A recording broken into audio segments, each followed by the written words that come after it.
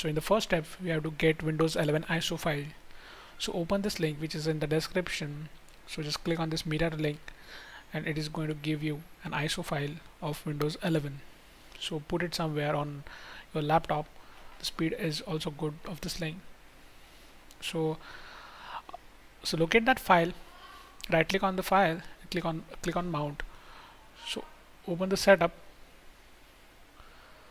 That will show you a Windows installation template. So follow the screen. Now uncheck this checkbox. So click on change. So make sure the internet is disconnected so that Windows updates will not interfere here. So click not right now and click next. You can pause the screen till your Windows and comes to the same page. Okay. So on the screen, click change what we have to keep. So depending on your interest, you can choose the setting. So I want to keep all the files.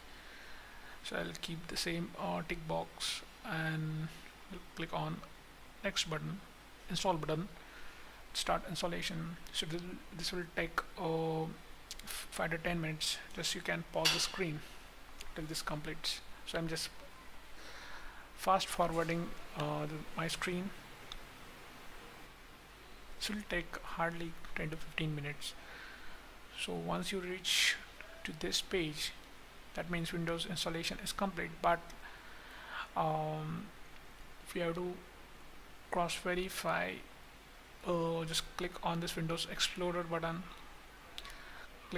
right click on this PC and click properties, scroll this page down and you will see the edition.